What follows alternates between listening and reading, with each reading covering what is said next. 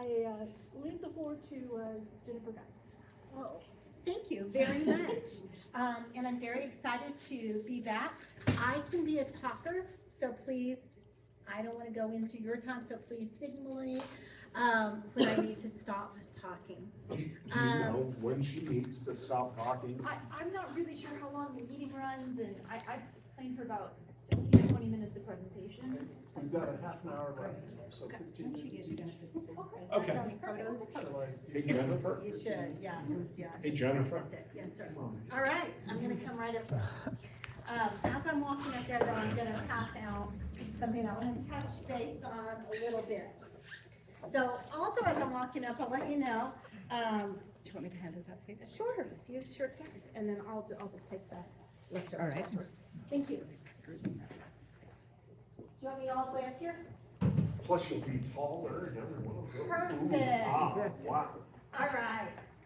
Gosh, it's an honor to be here. I had the privilege of talking with this group about this time last year. So I'm excited to be able to come and give you a little update. I want to start by thanking you. This group consistently celebrates and supports our students, and I'm incredibly grateful to that. I'm grateful for the scholarships every year. I'm grateful for you recognizing the juniors, and just the ongoing support you give schools. It's been fun to get purple pinkies back into the schools.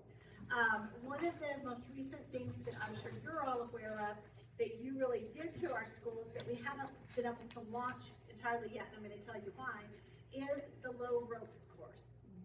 And when we figure that out, which is going to be soon, that is going to be a huge benefit to this community at large. The ropes course is in and installed up by Barranca Mesa Elementary. If you haven't had a chance to go up and see it yet, you can't see all the pieces because it comes apart, and some of the pieces are in the storehouse, but then you assemble it. We ran into some unexpected logistical challenges with our insurance company.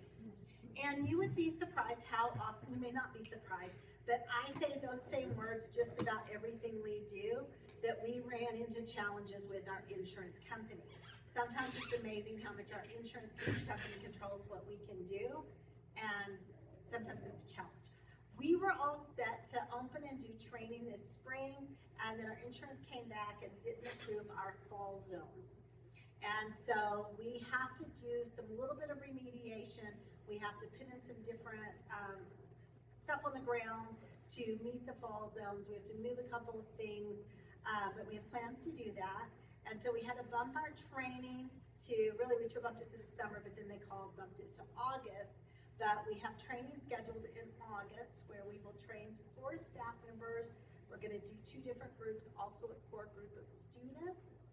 And then good news is we found out inadvertently, and thank you, Allison was working with David, who trains out of Santa Fe, and we found out that his partner that co-trains with him is actually one of our teachers. And so we've been able to negotiate with David Krell and are going to increase his contract time and have come for him to run that course and the training for us, which means that we will initially do some training, but then be able to take that over and be more able to work this with groups. To be honest, it was a bigger challenge to get going than I expected. I've ended up calling a lot of schools and asking the trainers, I'm like, okay, have you ever seen this work with a public school district? And across the board, their answer was no.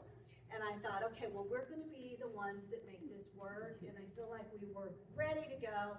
And then the whole fall zone thing came up, which we don't believe. We believe we were in compliance, but they don't. So we're meeting their needs. We will finish that project through construction this spring, and we'll be ready for training. So as soon as we get there, I'm going to communicate through Allison, but we'll invite you all. We want to have a big public day so we can celebrate. Absolutely. That's okay? Yes, for sure. And I will communicate with you dates. And we can do all the advertising for that. All that sort of thing. Perfect. We're going to get it going. We're like, now it's one of my new missions in life.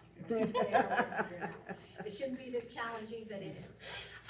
So I don't want to take up too much time, but I wanted to talk to you about one of the things that I'm very passionate about, and that is our district's strategic plan and vision.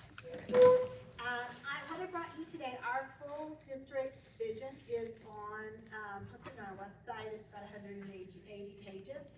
This is a very condensed version of specific strategic actions that we have taken and started implementing this school year and will continue next year, that several different focus groups and teams of teachers and community groups and student teams felt like would actually move us forward towards our vision that 100% of our students are successful in academics, social emotional well-being, and civic responsibility. And we do firmly believe, I very passionately believe, that not one of those things is more important than the other. We, of course, are a school district and our focus is academics, but we know that kids will not be academically successful unless they are socially and emotionally stable and ready to learn. And we know that we can't produce citizens and students that are able to function in our community if they don't have that civic responsibility piece. So I won't spend a lot of time. I want to turn it over for you, but I just wanted you to be able to see this. Go ahead. So just so the civic community involvement, taking responsibility in one's community, which seems relatively easy compared to everything else, because you can establish required volunteer hours and stuff. Okay.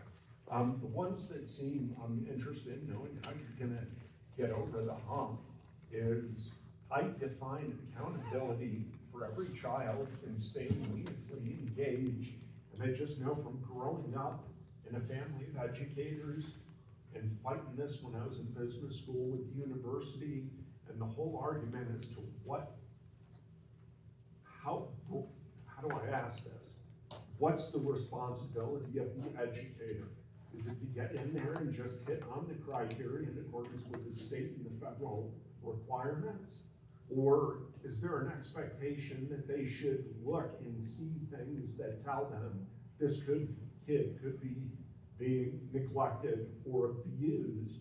And how far do you see that responsibility extending?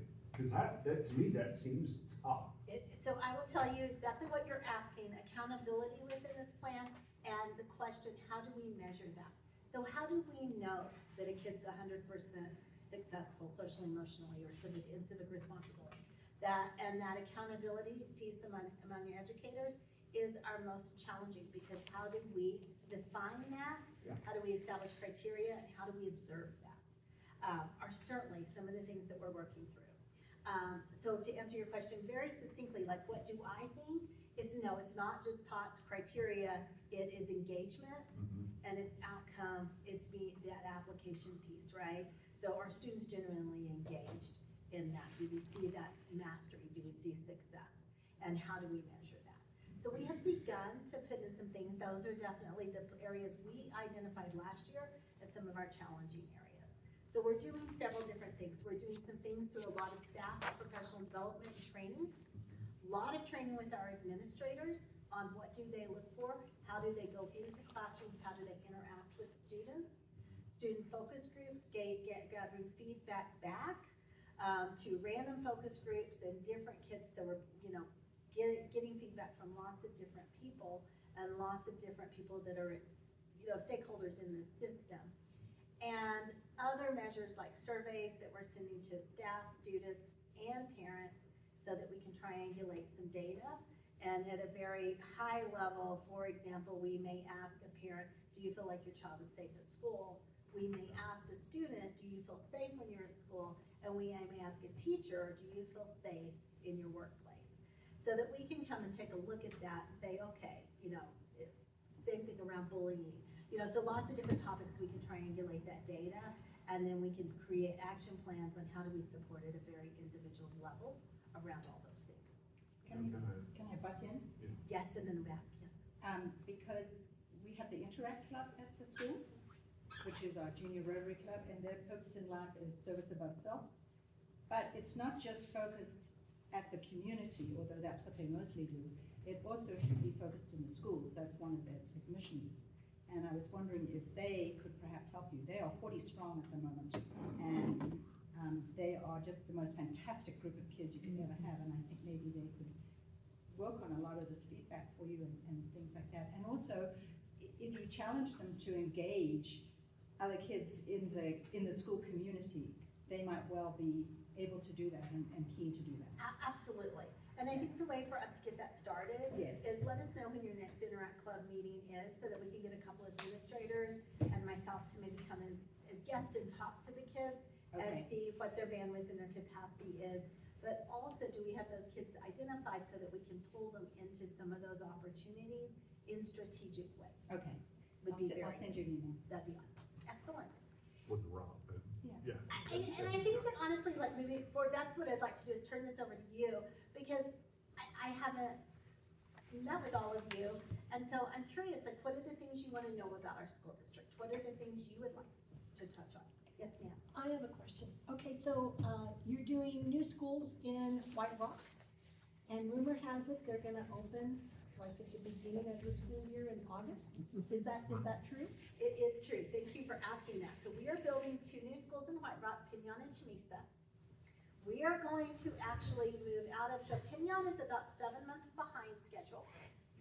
Chamisa is about 3 months ahead of schedule. So while we did not intend to move these buildings at the same time, we intended to do them about 6 months apart. Just through circumstance, we are moving them about 4 weeks apart. So with both schools, the teachers are packing up now. The kids will move out at the end of the year. Teachers will pack up. Last day of school will collect their keys. The moving companies are starting at Pinyon. They will move things that first 2 weeks in June. We'll move Chamisa sometime in July. Then we're gonna actually let the police department do a few things with the buildings and the fire departments.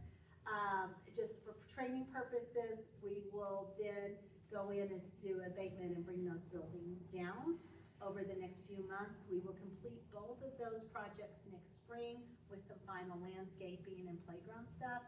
But our intent at this moment in time is to start school in both buildings. We've done the initial walkthroughs at Pinyon. Those are scheduled at Chamisa in about 3 weeks. So we feel fairly confident that we'll be there. We're absolutely confident we'll be there with Pinyon. Chamisa, I'm a little nervous about, but we'll be there. So, yeah. It's So- exciting. So I guess my other Beautiful. question is, with the other schools, the ones in Los Alamos, is that part of a strategic plan, like someday that they would be redone? It is. So I will tell you, again, this is just a very small piece. We also have, facilities master plans around all those things. So at this moment in time, we have touched all the buildings except for Mountain Elementary School. And really with the Mountain, we did a full electrical upgrade, replaced all the fire alarm systems, replaced all the wiring 3 years ago, addressed plumbing. It was about a $5 million project. So we kind of touched it in some way. As far as what will be our next construction projects, we are still looking at a couple of things. And we will of course take that to the voters and we'll gather more community feedback. But we still need to touch the untouched areas at the high school and middle school. Those are top priority for us. We have original spaces in some of those old buildings that are structurally having some serious issues. And that we will need to do something with Mountain. We also are considering, just for space and growth, moving the 6th graders to the middle school, which means we would be building a 6th grade wing there at the middle school. We actually have architectural plans done. The original design at the middle school was for that 6th grade wing, but that gives us the flexibility then to get preschool out of portables and get, grow a little bit with our increasing population. Yes, sir. So that was kind of touching on the question I had, was about future growth. So assuming we get to this point where we can house more people here, what's the capacity? So if the 6th graders get moved to the middle school, how far out, how much capacity does that give us, I guess? That's a great question. We actually have a great deal of capacity, especially if we move 6th grade. As part of our planning for all of our school construction, we did extensive demographics and contracted a company to do, as part of that, to do planning actually 20 years out, and we even went 50 years out.